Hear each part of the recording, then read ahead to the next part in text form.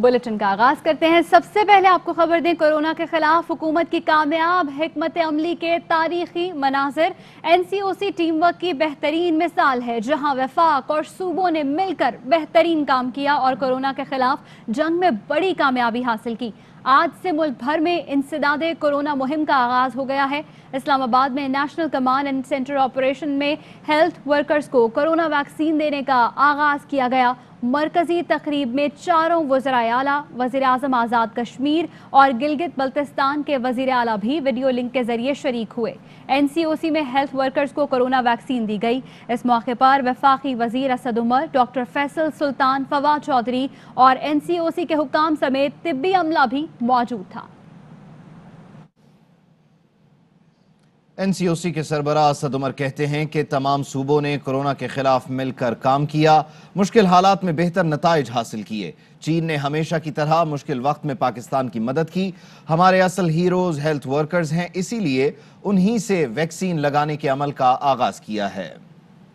Vaccine जो है Covax के जरिए जो एस्ट्राजेनेका की है वो भी इंशाल्लाह जल्द आना शुरू हो जाएगी। तकरीब जो है ये मज़र है इत्तेहाद का कि पाकिस्तानी जो जब मुल्क के लिए कोई मुश्किल वक्त आता है तो सब साथ मिलकर काम करते हैं। तमाम सूबों ने, आज़ाद कश्मीर ने, गिलगित बल्तिस्तान ने, वफाक ने मिलकर काम किया है। हम जो बहुत ही मुश्किल हालात थे और बहुत ख़तरा नज़र आ रहा था, काबू पाने के ऊपर उम्मीद थी उससे बेहतर रिजल्ट्स आए।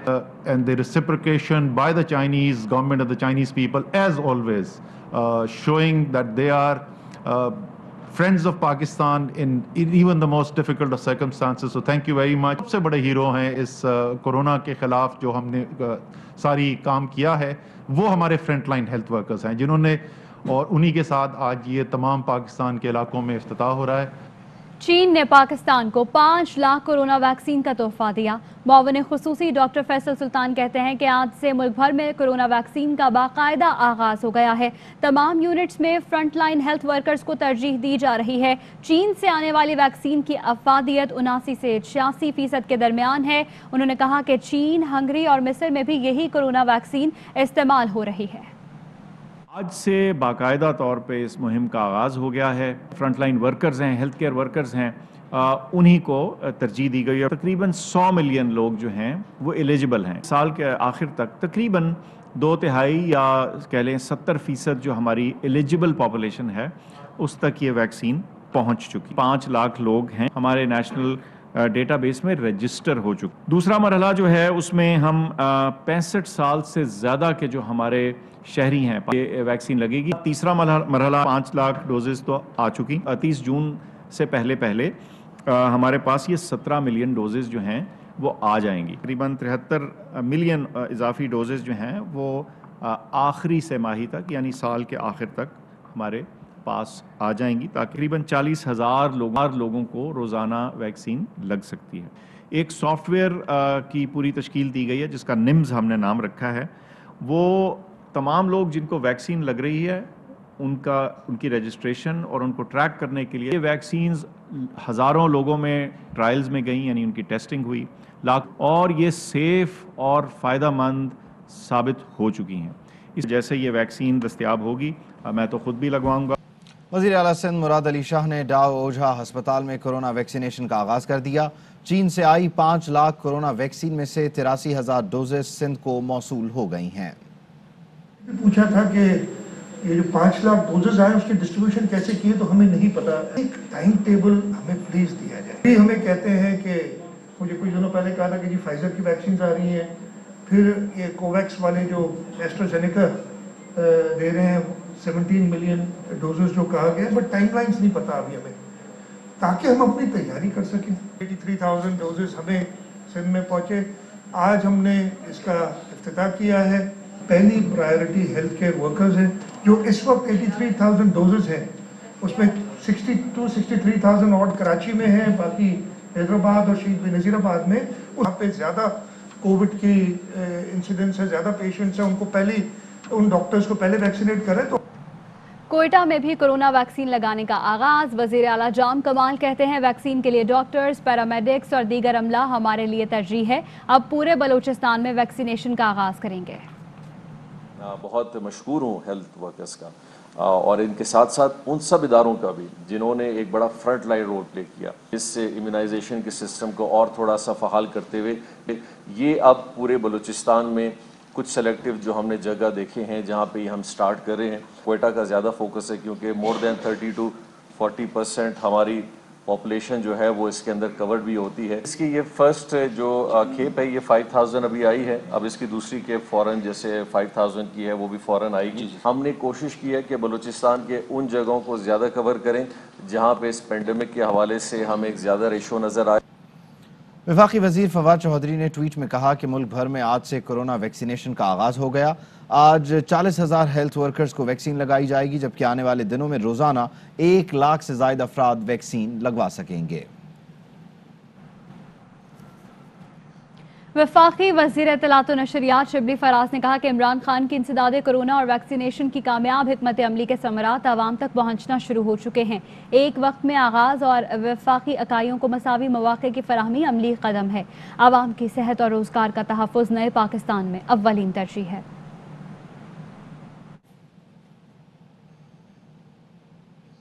الیکشن کمیشن آف پاکستان کے باہر اس وقت فاروق حبیب میڈیا سے مخاطب ہیں کہ کس انداز سے ان کا طریقہ واردات کیا رہا ہے. کیوں یہ فارن فنڈنگ کی تفصیلات جو ہے وہ یہاں پر جمع نہیں کروا رہے. اس کی وجہ یہ ہے کہ سوائے پی ٹی آئی کے اس ملک میں عمران خان کے کسی نے پولیٹیکل فنڈ ریزنگ نہیں کی. بیرون ملک اوورسیز پاکستانی جو $22 ملین سالانہ پاکستان کو بھیجتے ہیں انہوں نے پی ٹی آئی کو کسی نے $10 دیے, کسی نے $15 دیے. ایک پولیٹیکل فنڈ ریزنگ ہم نے کی. ان کا طریقہ واردات کیا ہے وہ بھی آپ کو بتا دوں کہ جب ضیاء الحق کی گود میں نواز شریف نے سیاست شروع کی 85 کے الیکشن کے اندر پیسہ چلا, کرپشن کی بنیاد رکھی گئی. نواز شریف نے اس ملک کے اندر کس انداز سے قبضہ مافیاز کو پروان چڑھایا. اور آپ دیکھیں کہ یہ تو اپنے 100 لوگوں کے فنڈ کی تفصیلات نہیں بتا سکتے. ہم نے 40,000 ڈونرز کا ریکارڈ دیا ہے کیونکہ ان کو پارٹی فنڈ کہاں سے آتا تھا؟ ٹھیکیداروں سے, قبضہ مافیوں سے, کک بیکس کے ذریعے, وہاں سے یہ پارٹی فنڈ لیتے تھے. اس وجہ سے یہ نہ ان کی شناخت دے پا رہے ہیں نہ ان کی یہ تفصیلات دے پا رہے ہیں. جس کا کلاسیکل کیس لاہور کا قبضہ مافیا جو کھوکھر گروپ ہے دیکھیں جن کی سرپرستی مریم صفدر خود کر رہی ہے 7 پریس کانفرنس کھڑے ہو کے, جو رائیونڈ کے اے ٹی ایم ہیں. اس قسم کے بے شمار اے ٹی ایمز آپ نے دیکھی, ان کی تفصیلات سامنے آئی. یہ وہاں سے فنڈ ریزنگ کرتے تھے. اسی طریقے سے انہوں نے اسامہ بن لادن سے فنڈز لیے, غیر ملکوں سے انہوں نے فنڈز لیے. آج یہ بھاگنے کی تیاری میں, ان کو ہم بھاگنے نہیں دیں گے. آج میں آپ کے لیے یہ نو higher owner Konda Lisa rice کی یہ کتاب ہے جو کہ سابقہ وزیر خارجہ امریکہ کی ہیں. وہ اس کتاب میں لکھتی ہیں کہ انہوں نے پرویز مشرف اور بی بی شہید کے درمیان این آر او کرانے کے اندر کردار ادا کیا. وہ این آر او جس این آر او کا بینیفیشری اس ملک کا سب سے بڑا ڈاکو آصف علی زرداری بنا, اور کونڈا لیزا رائس کو اس چیز کے اوپر مطمئن کرنے کے لیے جس شخص نے کردار ادا کیا تھا اس کا نام تھا مارک سیگل. مارک سیگل جو کہ بی بی شہید کے مقدمے میں گواہ کے طور پہ بھی پیش ہوئے, اپنا بیان بھی ریکارڈ کروایا. پیپلز پارٹی نے قومی خزانے سے مارک سیگل کو $60 لاکھ ادا کروائے. $60 لاکھ جو این آر او کی قیمت ادا کی. یہ وہ تمام چیزیں ہیں جو ریکارڈ کا حصہ ہیں, جن کا جواب نہ پیپلز پارٹی دے پا رہی ہے نہ نون لیگ دے پا رہی ہے. اور فضل الرحمان کی تو تختیاں نکل آئی ہیں, دفاتروں کی سنگے بنیاد رکھنے والی تختیوں کے اوپر لکھا ہوا ہے کہ ان کو فنڈ لیبیا سے آئے ہیں, ان کو فنڈ عراق سے آئے ہیں. یہ تمام جو چوروں کی یونین ہے, یہ تمام کے اوپر جو ہے وہ فارن فنڈنگ کے کیسز ہیں جس کا یہ جواب نہیں دے رہے. اور فضل الرحمان صاحب جو پیزا کھانے کی خواہش رکھتے تھے ان کو اپنے حلوے کا بھی حساب دینا پڑ گیا, اپنی چندے کی رسیدوں کا بھی حساب دینا پڑ گیا. اور میں ان کو واضح طور کے اوپر آج چیلنج دینا چاہتا ہوں. یہ کہہ کے گئے نا جی میڈیا کے سامنے ثبوت لے آئیں. میں ان کو چیلنج دینا چاہتا ہوں. میں چیلنج کرتا ہوں مریم صفدر کو, میں چیلنج کرتا ہوں بلاول کو, میں چیلنج کرتا ہوں فضل الرحمان کو. آ جائیں میڈیا کے اوپر بیٹھ جائیں, مناظرہ کر لیتے ہیں. میں اپنے ثبوت لے آتا ہوں, مریم اپنے ثبوت لے آئے, بلاول اپنے ثبوت لے آئے, فضل الرحمان اپنے ثبوت لے آئے, میڈیا کے سامنے تمام ریکارڈ رکھ دیتے ہیں, پتہ چل جائے گا کس نے فارن فنڈنگ لی ہے, کس نے نہیں لی, کس نے منی لانڈرنگ کی ہے, کس نے جعلی اکاؤنٹس بنائے ہیں, یہ تمام چیزیں سامنے آ جائے گی. اب میں نے بھاگنے نہیں دینا, اس چیلنج کا میں نے جواب لینا ہے, مریم سے بھی, بلاول سے بھی اور فضل الرحمان سے بھی. اب ہم آپ کو قانون کا مذاق نہیں بنانے دیں گے, اب ہم نے آپ سے بھی جواب لینا ہے اور آپ کو میرے مناظرے کا چیلنج قبول کرنا ہوگا. بہت شکریہ. اچھا فاروق صاحب یہ بتائیے گا کہ پرائم منسٹر نے اور آپ نے یہ کہا کافی دفعہ کہ جو سیکورٹی کمیٹی ہے, جو الیکشن کمیشن ہے, اس کی کارروائی اگر اوپن ہو جائے تو ہمیں اعتراض نہیں ہے. کل پی ٹی اے کے وکیل نے جو ہے وہ کہا ہے کہ جی الیکشن کمیشن پہلے فیصلہ دے چکا ہے, اس لیے ہم کارروائی اوپن کرنے کی مخالفت کرتے ہیں. دیکھیں, کارروائی اوپن کرنے پہ ہمیں کوئی اختلاف نہیں ہے. دو چیزیں ہیں, ایک ہے اسکروٹنی کمیٹی جو ایک جی آئی ٹی کے طور کے اوپر کام کر رہی ہے. الیکشن کمیشن ایک آئینی ادارہ ہے. آئینی ادارہ خود یہ بات کہہ چکا ہے کہ ایک اوپن کورٹ کے اندر ہیرنگ ہوگی. اسکروٹنی کمیٹی نے یہ فیصلہ نہیں دینا کہ کس پارٹی نے جو ہے وہ ممنوعہ فنڈنگ لی ہے یا نہیں لی. اس نے حقائق جو ہے وہ الیکشن کمیشن کو سامنے رکھنے ہیں. الیکشن کمیشن نے قانون کے مطابق اس کے اوپر فیصلہ کرنا ہے, اور وہ الیکشن کمیشن یہ بات کہہ چکا ہے کہ وہ اوپن کورٹ کے اندر ہوگی.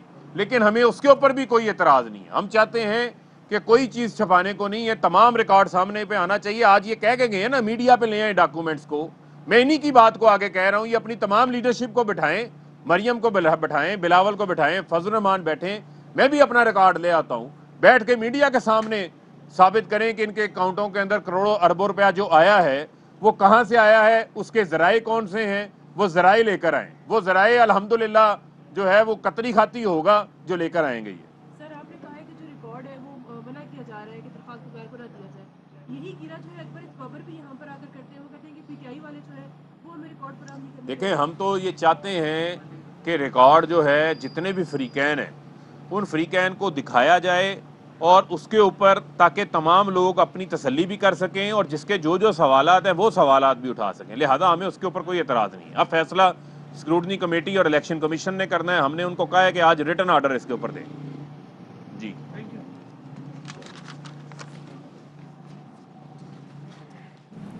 رہنما P T I Farooq Habib media سے گفتگو کر رہے ہیں اور دوسری جانب شازیہ مری اس وقت میڈیا سے گفتگو کر رہی ہیں. ایسی کوئی بات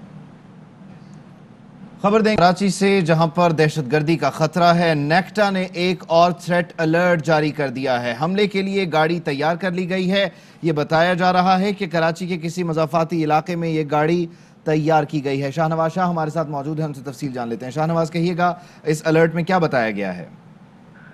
جی بالکل, دیکھیں قومی ادارہ برائے انسداد دہشت گردی نیکٹا کی جانب سے ایک اور جو ہے وہ اہم تھریٹ الرٹ جاری کیا گیا ہے. اس سے قبل بھی تھریٹ الرٹ کراچی کے حوالے سے جاری کیا گیا تھا, جس میں بتایا گیا ہے کہ کراچی میں دہشت گردوں کے بڑے حملے کی منصوبہ بندی کر لی گئی ہے. اس سے قبل بھی جو الرٹ جاری ہوا تھا اسی کی سلسلے کی دوسرا کڑی ہے اور تسلسل ہے. اس کے حوالے سے بتایا گیا ہے کہ کراچی میں بعض غیر ملکی خفیہ ایجنسیاں جو ہے وہ دہشت گردی کے حملوں کی منصوبہ بندی کر چکی ہیں. اس حوالے سے الرٹ جاری کیا گیا تھا, جبکہ جو آج تھریٹ الرٹ جاری ہوا ہے اس میں بتایا گیا ہے کہ کراچی کے کسی مضافاتی علاقے میں بارود سے بھری گاڑی جو ہے وہ تیار کی جا چکی ہے اور اس کے حوالے سے منصوبہ بندی مکمل کر لی گئی ہے. اور کسی اہم سرکاری عمارت کو دہشت گردوں کی جانب سے کراچی میں نشانہ بنایا جا سکتا ہے. یہ تھریٹ الرٹ ہے جو کہ دوسرا تھریٹ الرٹ کنٹینیوٹی ہے اس کی, جو کہ کراچی کے حوالے سے نیکٹا نے جاری کیا ہے. 6 جنوری کو پہلا الرٹ جاری کیا تھا جس میں یہ بتایا گیا تھا کہ کراچی میں دہشت گردی ہو سکتی ہے. اسی حوالے سے یہ دوسرا تھریٹ الرٹ بتایا گیا ہے جس میں کراچی میں کوئی بڑا دہشت گردی کا واقعہ رونما ہو سکتا ہے, سامنے آ سکتا ہے, جس میں منصوبہ بندی کر لی گئی ہے. اس حوالے سے تمام اداروں کو الرٹ کر دیا گیا ہے. محکمہ داخلہ سندھ کو, آئی جی سندھ کو, رینجرز حکام کو اور تمام اداروں کو آگاہ کر دیا گیا ہے. کراچی کی سیکیورٹی کو ہائی لائٹ کر دیا گیا ہے اور یہ جو اطلاعات ہیں کہ کراچی کے کسی مضافاتی علاقے میں بارود سے بھری گاڑی کی تیاری کی اطلاعات ہیں اس کو اب سرچ کیا جا رہا ہے اس حوالے سے. جی ٹھیک ہے, بہت شکریہ آپ کا شاہنواز. براڈ شیٹ سکینڈل کی تحقیقات کے لیے کمیشن کا دفتر وفاقی شرعی عدالت اسلام آباد میں قائم کرنے کا فیصلہ کیا گیا ہے. براڈ شیٹ کمیشن کے لیے اسٹیبلشمنٹ ڈویژن, FIA اور اٹارنی جنرل آفس سے نیک نام افسران کی فہرست طلب کر لی گئی ہے.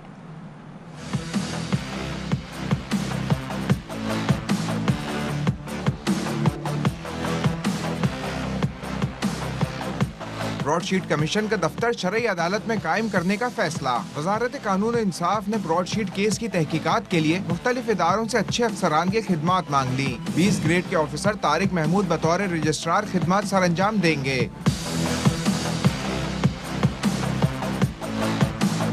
کمیشن کے لیے وزارت قانون نے وزارت داخلہ، FIA، وزارت نیشنل ہیلتھ، اٹارنی جنرل کو خطوط ارسال کیے ہیں۔ وزارت قانون نے FIA سے مالی چھان بین کے ماہر افسران کے نام طلب کر لیے۔ وزارت صحت سے Aftab Hussain, attorney general office سے additional attorney general Sohail Mahmood, Sajid Ilyas Bhatti کی خدمات کمیشن کے سپرد کرنے کی درخواست کی گئی ہے۔ ذرائع کے مطابق وزارت قانون کے 11 افسران و اہلکاروں کی خدمات براڈ شیٹ پر کمیشن کے سپرد کر دی گئیں۔ وزارت داخلہ سے پولیس کی 2 گاڑیاں، 1 جیمر گاڑی، 2 گن مین کے لیے بھی خط لکھا گیا ہے۔ کمیشن کے سربراہ جسٹس ریٹائرڈ عظمت سعید کو سیکیورٹی پولیس فراہم کرے گی۔ لندن میں ایسٹ ریکوری فرم براڈ شیٹ نے نیب کو پیغام بھیجا ہے اور وہ پیغام یہ ہے کہ بقایا رقم جلد ادا کرو، ورنہ جو بقایا پراپرٹیز ہیں جن کے سلسلے میں ہم سے رابطہ کیا گیا تھا ان کے خلاف کارروائی کی جائے گی۔ براڈ شیٹ کے وکلاء نے کہا ہے کہ قانونی اخراجات اور دیگر واجبات کے ضمن میں نکلنے والی رقم جلد وصول کرنا چاہتے ہیں۔ براڈ شیٹ اور نیب وکلاء میں 2 ہفتوں کے دوران رابطوں کی تفصیل ARY نیوز نے حاصل کر لی ہے۔ ذرائع نے بتایا ہے کہ حکومت پاکستان کسی قانونی کارروائی کا سامنا کیے بغیر رقم ادا کرنا چاہتی ہے۔ سندھ ہائی کورٹ میں نیب زدہ سرکاری افسران کو عہدوں سے ہٹانے کا کیس۔ سرکاری افسران کے وکیل نے موقف اختیار کیا کہ رضاکارانہ رقم کی واپسی اور پلی بارگن الگ الگ کیٹیگریز ہیں۔ سیکریٹری سروسز نے بتایا کہ رضاکارانہ رقم واپس کرنے والے افسران کو عہدوں پر بحال کیا جا سکتا ہے۔ جسٹس محمد علی مظہر نے کہا ہے کہ یہی دیکھنا چاہتے ہیں کہ دونوں کیٹیگریز میں کیا فرق ہے۔ خبریں اور بھی ہوں گی لیکن ایک بریک کے بعد۔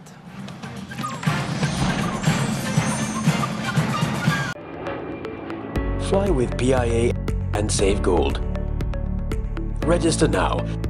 Scan QR code and register yourself to get gold and loyalty benefits. Powered by ARY Sahulat Wallet.